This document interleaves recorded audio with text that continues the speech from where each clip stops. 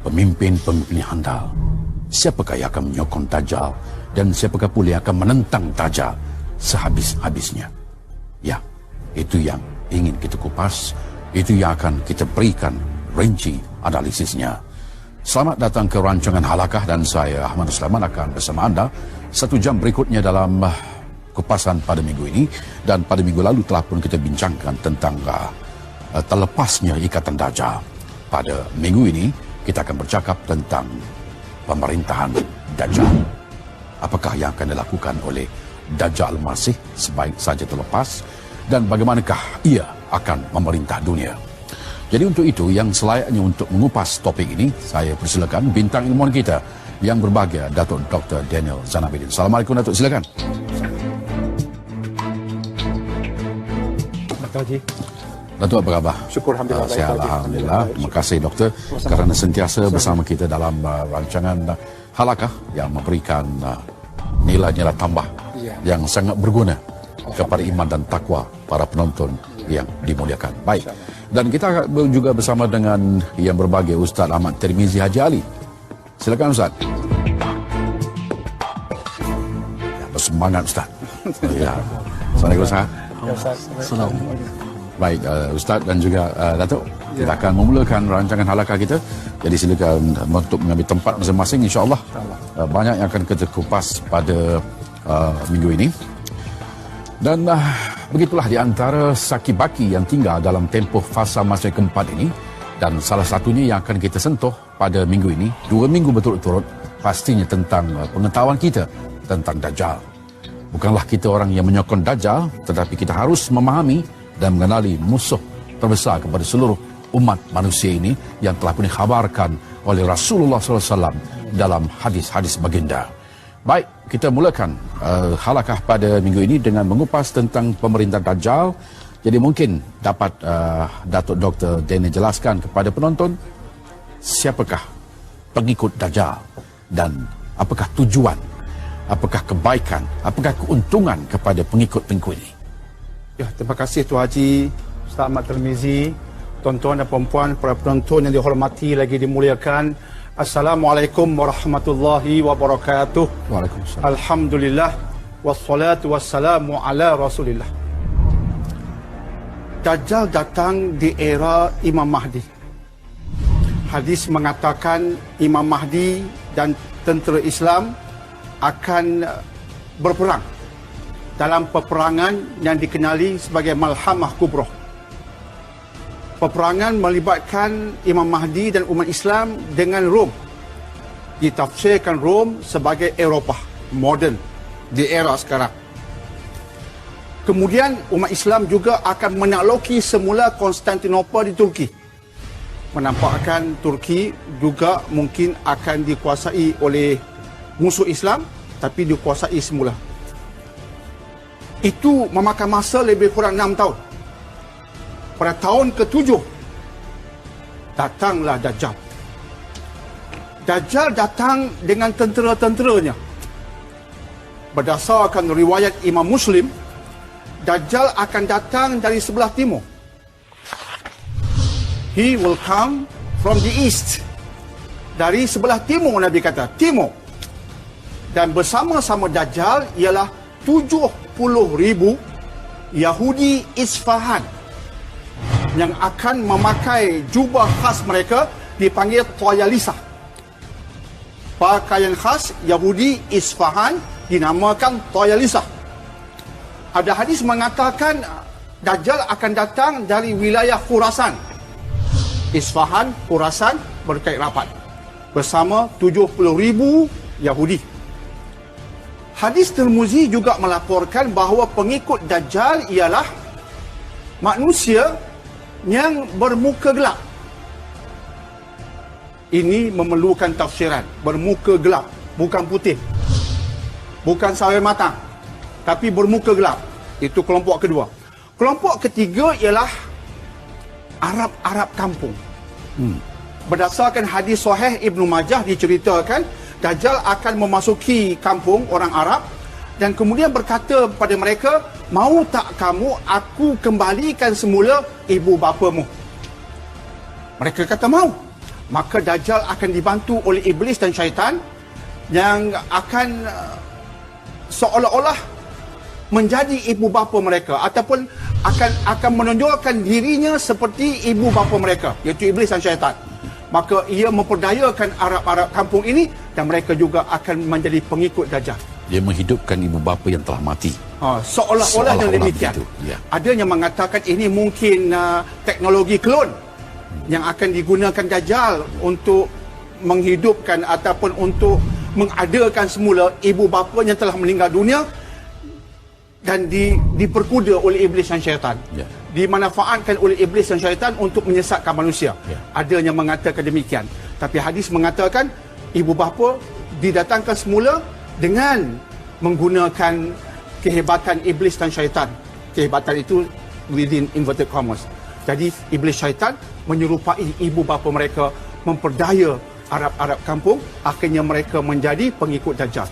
Baik, adakah terdapat satu ungkapan pendek yang dinyatakan oleh kononnya ibu bapa yang hidup ini kepada kononnya itu anak mereka?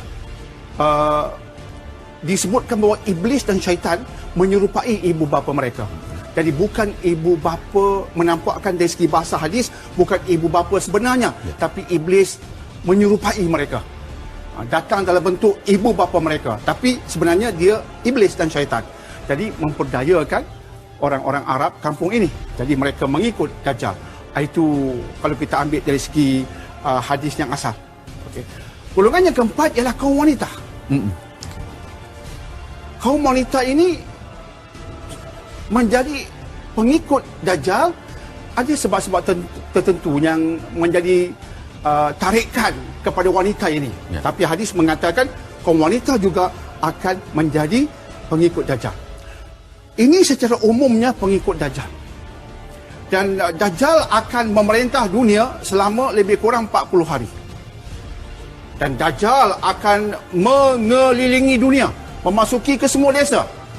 Yang tidak mampu dimasuki Dajjal ialah Makkah dan Madinah, itu dasar.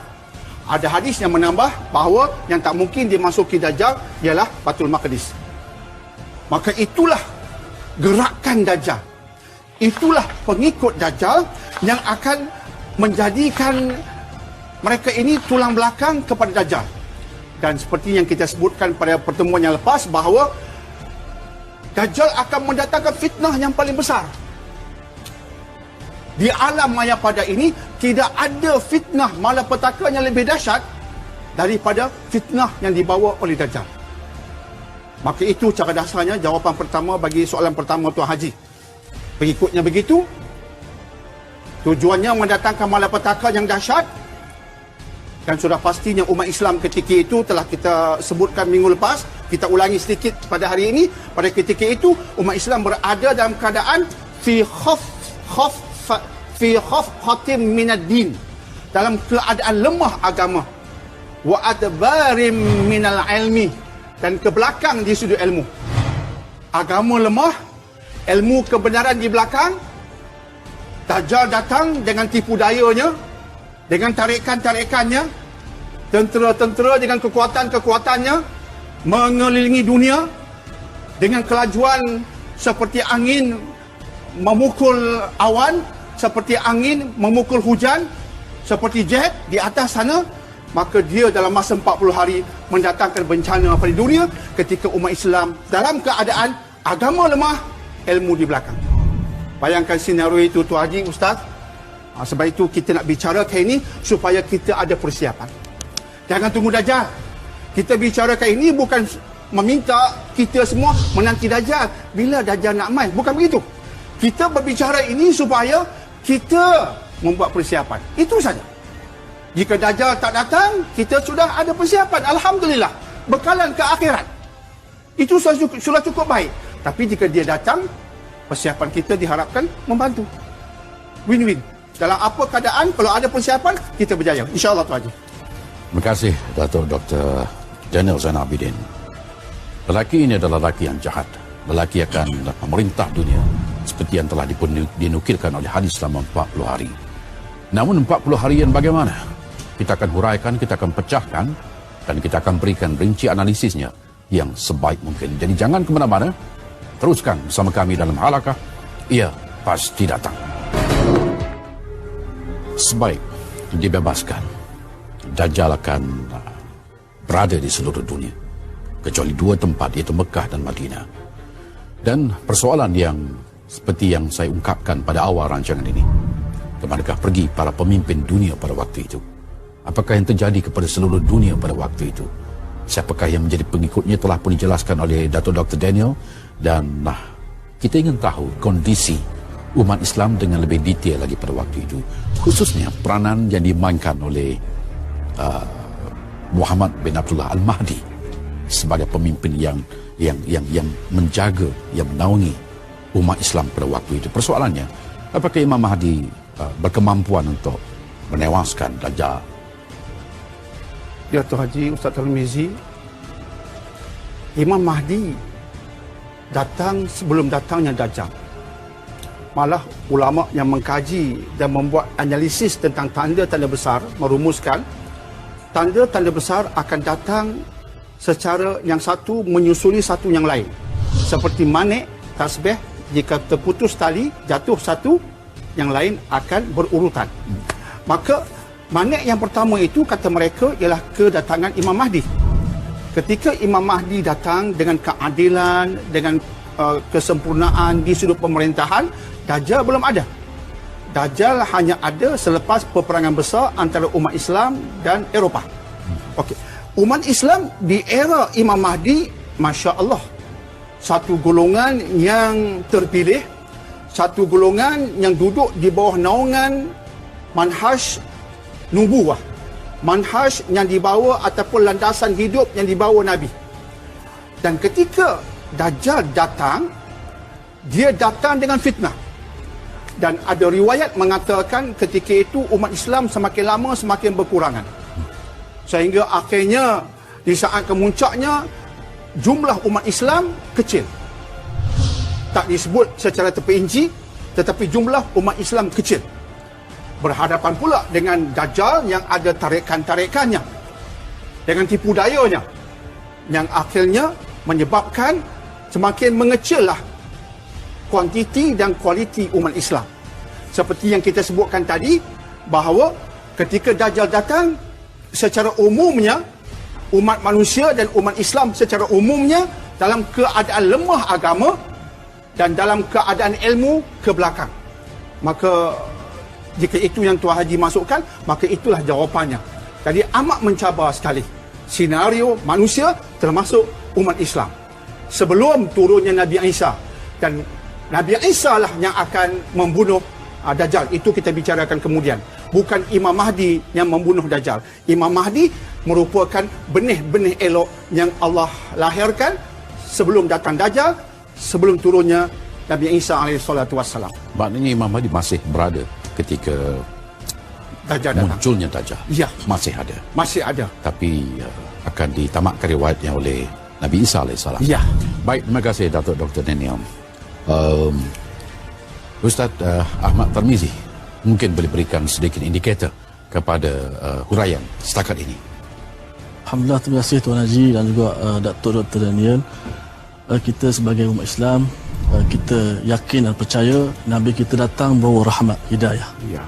Dan Dajjal sebaliknya datang membawa kesesatan, membawa kekalutan dan sebagainya.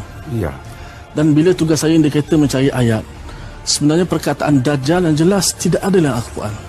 Sebagaimana dinukilkan oleh Ibn Kathir, akan kerana sifatnya yang begitu keji, sehingga nama dia tidak letak dalam Al-Quran Karim. Walau bagaimanapun, tentang tafsiran sebagaimana yang doktor sebut tadi, ia boleh ditafsirkan lebih perinci. InsyaAllah saya akan baca satu ayat daripada surah Ghafir, yang pada ayat yang ke-57.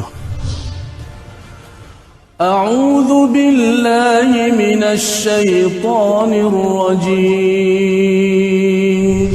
Bismillahirrahmanirrahim. La khalqus samawati wal ardi akbar min khalqin nas. لخلق السماوات والأرض أكبر من خلق الناس ولكن أكثر الناس لا يعلمون صدق الله العظيم. Tuan-tuan, puan-puan sekalian, cuba kita bayangkan betapa dahsyatnya golongan-golongan yang ingkar ataupun golongan-golongan yang lalai daripada sedar akan adanya Dajjal yang akan membawa kesesatan kepada manusia dengan fitnahnya. Mudah-mudahan kita terhindar daripada fitnah Masih Dajjal. Terima kasih berbagai Ustaz Ahmad Tirmizi Haji Ali atas pesan yang telah disampaikan dalam indikator yang diberikan kepada kita, iaitu merupakan firman-firman Allah daripada ungkapan yang dijadikan bekal kepada kita dalam tempoh perbincangan kita pada saat dan ketika ini. Baik, Datuk Dr. Daniel, satu perkara yang kita boleh pergi dengan lebih rinci lagi, mungkin dapat dijelaskan kesesaran yang bakal dilalui oleh umat manusia. 40 hari ini bukan 40 hari yang biasa. 40 hari ini merupakan 40 hari yang penuh derita. 40 hari yang ditatang dalam kehidupan yang sangat getir. Dan khabarnya 40 hari ini juga akan menyaksikan ramai umat Islam akan murtad dan menjadi pengikut Dajjal, kesan kerana kesusahan hidup pada waktu itu sehingga tergadainya iman. Ya, Tuan Haji, Ustaz Tirmizi, tuan-tuan dan perempuan yang dihormati lagi dimuliakan. Benar. Fitnah paling besar, fitnah di bawah Dajjal. Sehingga umat Islam pun jadi kelang kabut dalam suasana seperti itu. Apa yang Dajjal akan buat sehingga umat Islam dan umat manusia akan merana teramat sangat? Pertama sekali, dia mengikut tafsirannya seperti Muhammad Asad yang menulis dalam buku The Road to Mecca dan seumpamanya. Dajjal akan memanfaatkan teknologi canggih di era akhir zaman. Sebagai contohnya, hadis Sahih Muslim mengatakan, Dajjal akan mengatakan, wahai hujan turun, dan hujan akan turun. Wahai bumi, suburlah kamu, maka bumi akan subur. Menampakkan bahawa di tangan Dajjal ada teknologi. Dan sebelum ini telah kita bicarakan tentang HAARP, tentang satu teknologi yang menggunakan lapisan ionosfera di langit sana, di atmosfera sana, dengan menembakkan gelombang radioaktif ke lapisan ke-6 ionosfera, sehingga menghasilkan satu perubahan di sana yang menyebabkan cuaca berubah. Cuaca ketika itu boleh menjadi suatu senjata. Sekarang HAARP sudah ada, dikuasai oleh Amerika. Maka tidak mustahil di era Dajjal itu akan diledakkan lagi, menyebabkan negara-negara di dunia menderita disebabkan senjata yang berkaitan dengan perubahan iklim. Perubahan iklim, permainan teknologi Dajjal. Satu. Yang kedua, disebutkan bahawa Dajjal membawa syurga dan neraka. Bila kita sebut kalimat syurga dan neraka, kita ingat pada agama. Tidak mustahil Dajjal membawa syurga dan neraka, tapi syurga Dajjal itu neraka sebenarnya. Tapi nampak macam syurga betul. Padahal jika kita ikut kehendak Dajjal untuk memasuki syurganya, kita akan masuk neraka Allah. Dia memperdayakan kita dengan satu ideologi. Seolah-olahnya demikian. Ideologi yang mengatakan, ikut ini you masuk syurga. Seolah-olahnya demikian. Adakah Dajjal akan mewujudkan satu agama baharu? Kalau kita perhatikan sekarang, pada abad 20 ini, telah wujud satu agama baharu yang disebut sebagai a truly unique contemporary religion. A truly unique contemporary religion. Ada satu agama baru, Ustaz, wujud pada abad 20. Namanya Scientology. Scientology satu agama, didaftarkan sebagai satu agama rasmi di beberapa buah negara. Apa ideologinya? Ideologinya ialah dia menegaskan kita manusia ini sebenarnya alien from outer space. Kita bukan penduduk bumi, kita alien. Kita sebenarnya makhluk asing di luar yang immortal, yang sebenarnya kita tak mungkin mati. Tetapi bila kita berubah datang ke bumi, masuk ke jasad manusia, baru kita mula mati. Maka Scientology mengajar beberapa cara penyembahan, beberapa ritual yang nak mengeluarkan kita daripada sarang kemanusiaan supaya kita jadi alien yang asal yang tidak mati. Alien yang asal itu namanya Thetan. Thetan. Maka Scientology merupakan agama baru abad 20. Adakah Dajjal akan perkembangkan ini? Saya hanya menimbulkan persoalan. Sebab agama ini pelik, tapi ada pengikutnya. Terutamanya artis-artis yang terkenal, saintis-saintis terkenal, ada pengikutnya. Ya. Maka adakah ini sebenarnya neraka yang akan dipopularkan oleh Dajjal yang baginya syurga? Itu yang kedua. Tarikat. Yang ketiganya, hadis Sahih Muslim mengatakan Dajjal akan bawa 2 sungai. Sungai yang pertama adalah air. Sungai yang kedua dipenuhi api. Kalau kita terjun ke sungai yang air, sebenarnya itu api. Kita terjun ke sungai api yang dibawa Dajjal, itu air. Artinya Dajjal ini dia bawa sesuatu yang mengelirukan. Itu paling jelas. Air rupanya api. Api rupanya air. Itu formula Dajjal. Dan kita melihat sekarang, memang dunia sekarang penuh tipu daya. Benda yang api sebenarnya membakar, benda maksiat, benda mungkar, benda yang menghancurkan, dia kata okey. Contoh arak. Simple, arak, Tuan Haji, Ustaz. Arak dalam Islam bukan tunggu mabuk baru haram. Tak payah tunggu mabuk. Setitik pun tak boleh. Sedikit pun tak boleh. Tapi kajian sains datang. Kajian sains ini bukan kita menolak kesemuanya, tapi kita letak agama di atas. Maka kajian sains pun datang mengatakan a glass or two of wine is good for your heart. Oh, sedap bahasanya. Menarik kan? A glass or two of wine, a glass or two of wine is good for your heart. Kononnya ada kajian kardiologi yang mengatakan 1-2 gelas wine bagus untuk jantungmu, untuk kesihatan jantungmu. Tipu daya. Mungkin ada orang Islam yang terpedaya. Ini kajian saintifik. Padahal kajian itu sebenarnya tak betul. Tapi dinampakkan seolah-olah betul. Ini boleh kita kaitkan dengan hadis tentang 2 sungai. Yang air betul-betul yang Dajjal bawa tu, ingat tu api. Itu air lah. Air arak yang dikatakan bagus untuk jantung, dipercantikkan, diperindahkan, benda salah. Sebab itu umat Islam antara persiapannya ialah sistem pendidikan kena betul-betul bertunjangkan Quran dan Sunnah. Mendidik umat Islam. Sebab itu bila minggu lepas kita baca surah Al-Kahfi, di hujung ayat 9-10 menceritakan tentang Ashabul Kahfi. Ashabul Kahfi itu anak muda. Anak muda. Mengapa surah Kahfi menekankan tentang anak muda? Ini supaya anak muda dididik untuk mencontohi Ashabul Kahfi, supaya di akhir zaman jika anak muda itu hebat imannya seperti Ashabul Kahfi, tahu menilai seperti Ashabul Kahfi, datang Dajjal, datang apa pun dia tak ikut. Sebab anak muda yang begitu kuat akidah tunjang. Ya, dia boleh menilai, boleh menapis. Tapi kalau tak boleh menilai, tak boleh menapis, Dajjal kata sungai, terjun semua nak mandi. Itu tu Haji. Baik. Terima kasih kepada yang berbahagia Datuk Dr. Daniel Zainal Abidin dan juga Ustaz Tarmizi Ali, dan telah pun memberikan pencerahan yang cukup baik sekali dan juga analogi-analogi yang sangat cantik. Jadi mudah-mudahan bukan memberikan kefahaman kepada kita, insya-Allah. Baik, kita akan bergabung semula selepas ini nanti. Jangan ke mana-mana, teruskan bersama kami di Halakah Ia Pasti Datang. Kesengsaraan yang dilalui oleh manusia bukanlah kesengsaraan yang biasa. Sebab kesengsaraan ini berkait dengan keimanan dan juga akidah.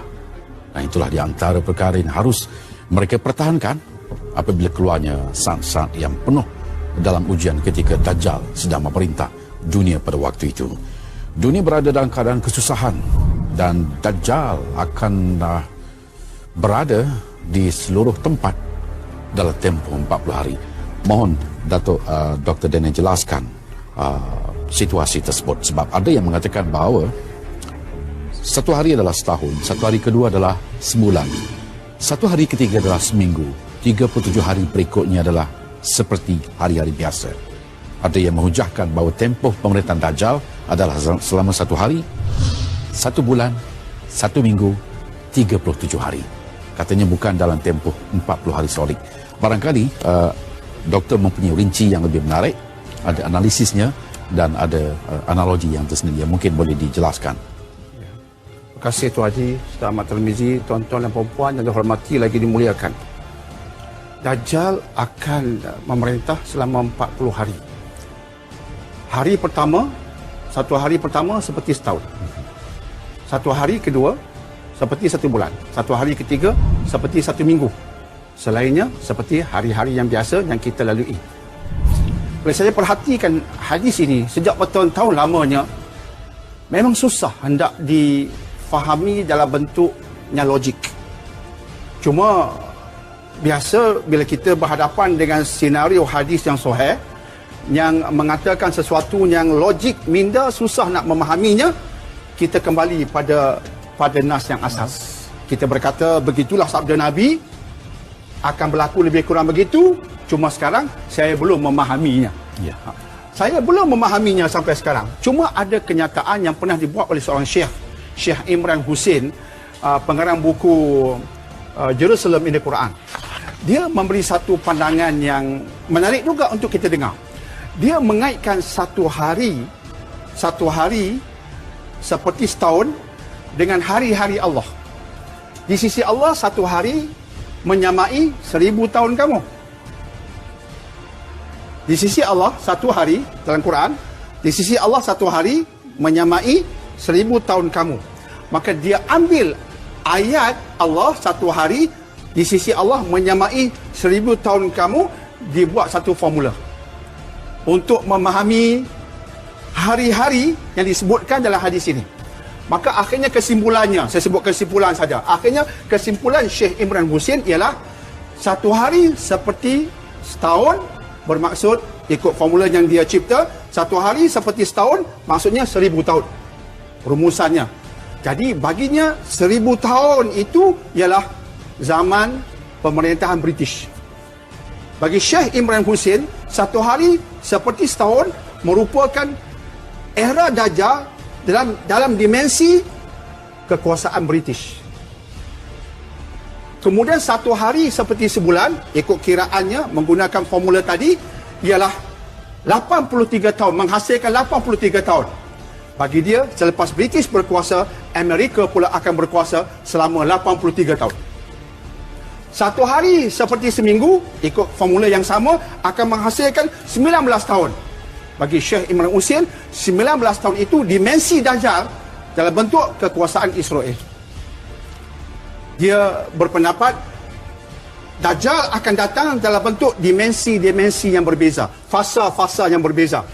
Fasa pertama dalam bentuk kekuasaan British. Fasa kedua dalam bentuk kekuasaan Amerika, lebih kurang 83 tahun. Fasa ketiga selepas Amerika akan datang kekuasaan Israel selama 19 tahun. Kemudian 37 hari, yang mana hari-hari itu seperti hari-hari kita, maka ia dalam bentuk seorang manusia yang kejam memimpin dunia sebagaimana yang kita sebutkan tadi, yang akan mengelilingi dunia dengan teknologinya, dengan kekejamannya dalam masa 37 hari yang bakinya dalam bentuk manusia kejam sebagaimana yang kita sebutkan tadi. Itu pandangan yang diutarakan oleh Syekh Imran Hussein.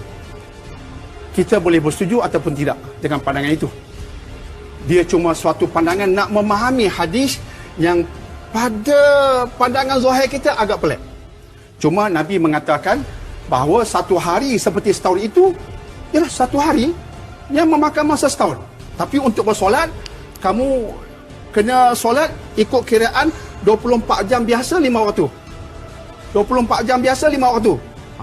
Campur sampai setahun. Nabi SAW bersabda demikian. Dengan maksud demikian. Kita hanya boleh faham ini, Ustaz, Tuan Haji, bila ia benar-benar berlaku. Yep. Sebab dia alam ghaib, kita belum melaluinya. Kita beriman dengan hadis yang sahih. Tapi apa maksud Nabi sebenarnya? Mungkin kita akan mengatakan, ya, bila ia benar-benar berlaku, kita benar-benar mengharunginya, maka kita akan faham. Namun tidak mengapa. Apa yang penting ialah persiapan kita. Yang kita tahu 40 hari dalam bentuk bagaimanapun ialah 40 hari yang dipenuhi penderitaan. Itu kita tahu. Dajjal dengan kafara antara dua matanya, artinya dia akan datang dengan kekufuran. Dajjal yang berasal dari kalimat dajjala bermaksud menimbus sesuatu, iaitu menimbus kebenaran, maka artinya dia akan menimbus kebenaran, menonjolkan kekufuran dengan tipu daya, dengan tarikan-tarikannya.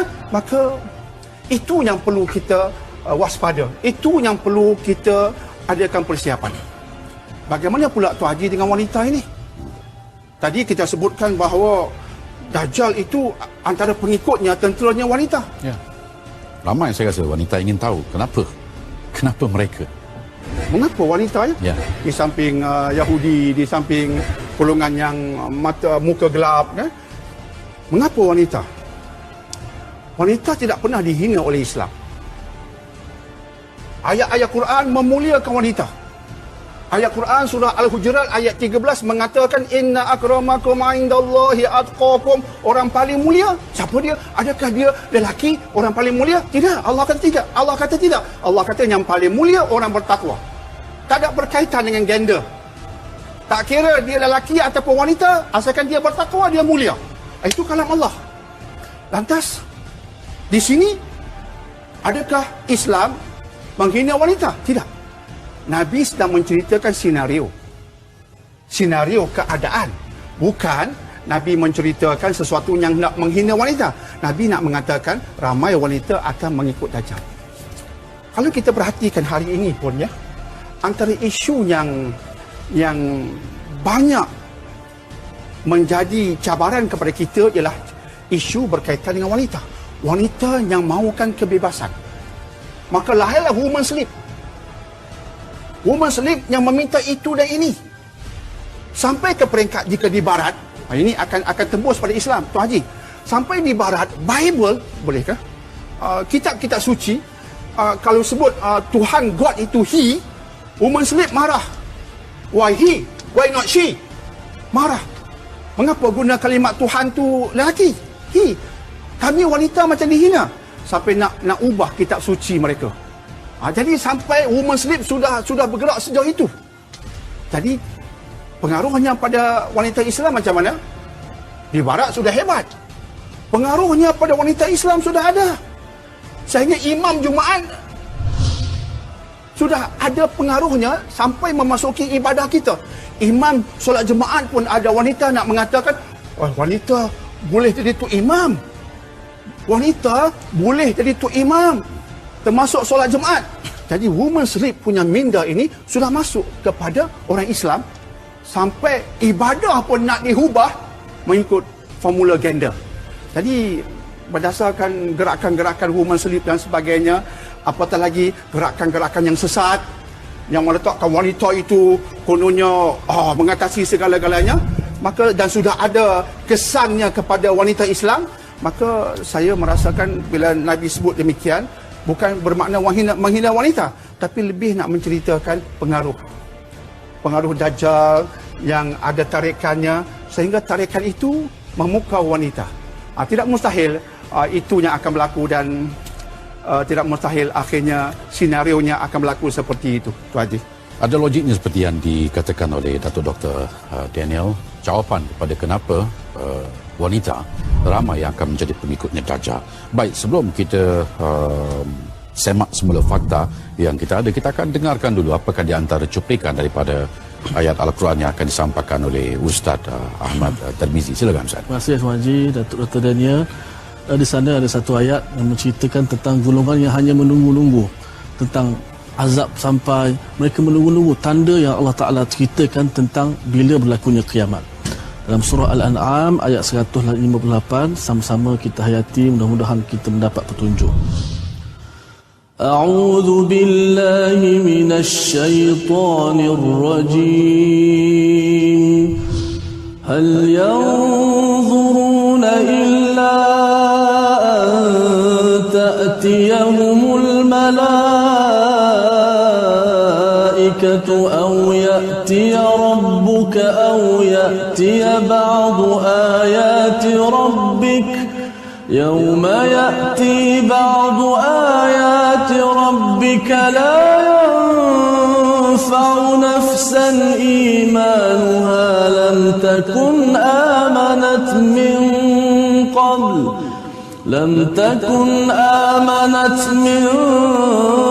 قبل أو كسبت في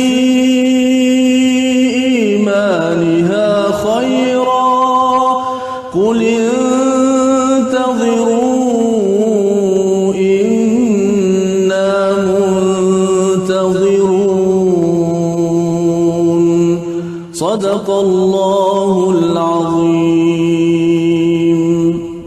Tuan-tuan dan puan yang dirahmati Allah Ta'ala sekalian, kita bayangkan sebuah hadis ada yang Nabi pernah sebut tentang galakan untuk beramal.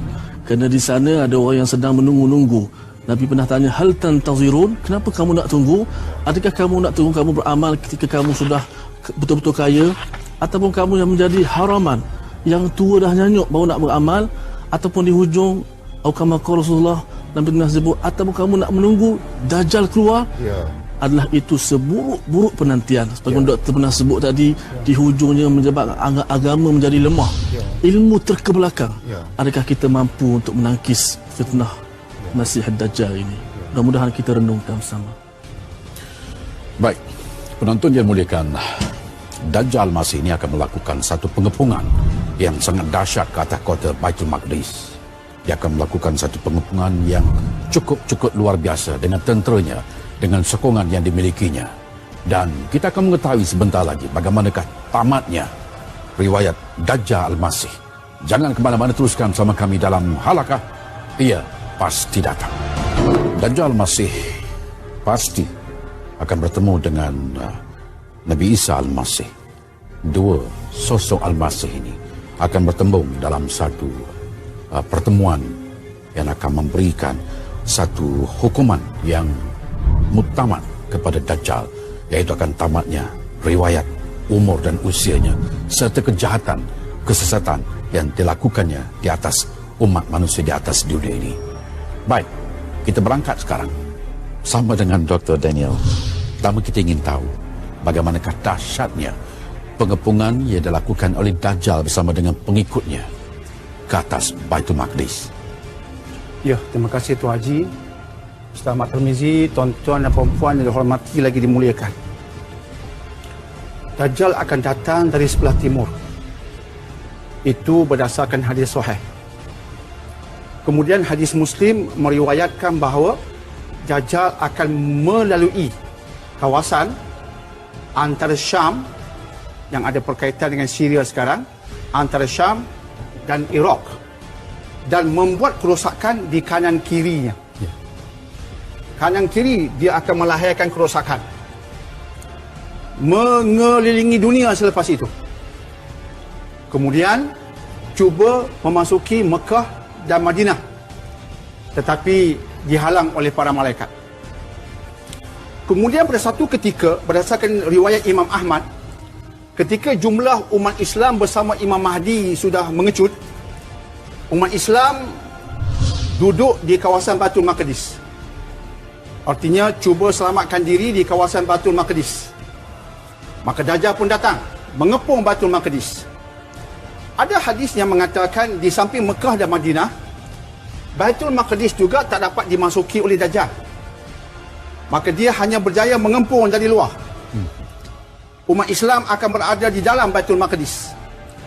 Hadis mengatakan bahawa Dajjal akan mendatangkan goncangan demi goncangan. Apakah maksud goncangan itu? Adakah menggunakan teknologi cuaca untuk menghasilkan artinya gegaran-gegaran? Adakah maksud goncangan itu mendatangkan bala bencana yang besar dari atas dan bawah ketika mengepung dari luar Baitul Maqdis? Itu tafsiran-tafsiran yang berlaku. Tetapi yang jelas pengepungannya dahsyat sehingga menyebabkan umat Islam derita. Kemuncak pertembungan antara umat Islam dengan Dajjal ini ialah di Damsyik. Ketika Dajjal sedang benar-benar nak menghancurkan umat Islam ketika itu dipimpin oleh Imam Mahdi, pemimpin ummah yang hebat di akhir zaman. Ketika itulah Nabi Isa alaihi salatu wassalam turun. Nabi Isa turun mengikut hadis yang sahih di Menara Putih, di Timur Damsyik. Ini akan kita bedah lagi pada tajuk yang tepat dengannya. Tapi ini secara umum, Nabi Isa akan turun di Menara Putih di Timur Damsyik. Dan ketika Nabi Isa turun, mengikut satu riwayat yang sahih, baginda turun di waktu subuh. Maka ketika itu umat Islam hendak bersolat subuh. Dan pemimpin umat Islam iaitu Imam Mahdi melihat Nabi Isa sudah turun, menjemput Nabi Isa dari imam. Tapi Nabi Isa alaihi salatu wassalam menolak. Jadi menolak artinya pemimpin kamu Al-Mahdi jadilah imam. Maka Imam Mahdi menjadi imam. Makmumnya umat Islam di samping Nabi Isa. Selesai solat, dibuka pintu kota. Nun di sana Dajjal sedang menanti dengan tenteranya. Hadis sahih mengatakan ketika Dajjal melihat Nabi Isa, dia seolah-olahnya menjadi cair seperti garam yang cair dalam air. Seolah-olahnya. Maksudnya Dajjal sudah tahu, inilah penamak riwayat aku. Orang inilah yang akan membunuh aku. Tak ada orang lain boleh membunuh aku kecuali Nabi Isa. Maka ketika dia melihat Nabi Isa, dia kenal. Maka dia, kata Nabi, jadi cair seolah-olahnya cair seperti garam dalam air. Maka dia pun melarikan diri. Nabi Isa dan umat Islam mengejarnya. Dan akhirnya Nabi Isa alaihi salatu wassalam berjaya membunuh Al-Masih Ad-Dajjal di kota Lod. Lod ini mengikut satu kajian ialah military base in Israel. Satu pusat ketenteraan di bumi Israel sekarang. Namanya Lod. Tidak mustahil. Itulah Lod yang dimaksudkan. Ini pandangan-pandangan. Tapi hadis mengatakan Dajjal akan dibunuh Nabi Isa di Lod. Itulah pengakhiran kehidupan Dajjal selepas 40 hari berada di muka bumi. Nabi Isa Al-Masih membunuh Dajjal Al-Masih. Nabi Isa Al-Masih bermaksud Nabi Isa yang benar. Telah membunuh Dajjal Al-Masih dengan maksud Dajjal pendusta besar. Dua Al-Masih bertembung di akhir zaman, maka penipu besar berjaya dibunuh oleh yang hak yang benar, iaitu Nabi Isa alaihi salatu wassalam. Tamatlah riwayat Dajjal, Tuan Haji. Baik. Telah pun kita tafsirkan, telah pun kita perhalusi. Bukan saja dengan pendengaran, bahkan juga dengan keimanan di dalam hati. InsyaAllah mudah-mudahan daripada apa yang dikupas tentang 2 minggu tentang Dajjal ini, memberikan kita sesuatu yang sangat bermanfaat untuk kita memahami tentang makhluk yang bernama Dajjal ini, manusia yang bernama Dajjal ini. Hilangnya Dajjal akan muncul pula satu cabaran baru, kemunculan Ya'juj dan Ma'juj yang akan kita bincangkan dalam episod yang akan datang. Dan marilah kita tutup halakah pada minggu ini dengan doa yang akan dipimpin oleh Ustaz Ahmad Tirmizi Haji Ali, iaitu doa yang disarankan oleh Rasulullah SAW. Mohon kita berlindung daripada kejahatan dan fitnahnya Dajjal. Silakan Ustaz. Tuan-tuan, puan-puan yang rahmati Allah Ta'ala sekalian, kita bayangkanlah Nabi hidup jauh dengan Dajjal, dan Nabi maksum sekalipun Nabi sentiasa berdoa dengan doa untuk elak jauh daripada fitnah Dajjal. Betapa sayangnya Nabi kepada kita. Mudah-mudahan kita sentiasa membaca doa ini sama ada di mana-mana sahaja, dan juga kita juga boleh membaca doa ini dalam tahiyat akhir. Mudah-mudahan kita selamat daripada fitnah Dajjal. Sama-sama kita menadah tangan berdoa kepada Allah Subhanahu wa taala. A'udzu billahi minasy syaithanir rajim. Allahumma inni a'udzu bika min 'adzabil qabr wa min 'adzabi jahannam wa min fitnatil mahya wal mamat wa min syarri fitnatil masiihid dajjal. Ya Allah, ya Tuhanku, aku berlindung kepadamu daripada seksa kubur, ya Allah, dan dari seksa neraka Jahannam, dan daripada seksa aku berlindung kepadamu daripada fitnah hidup dan mati. Dan aku berlindung kepadamu ya Allah dijauhkan daripada fitnah Al-Masih Ad-Dajjal.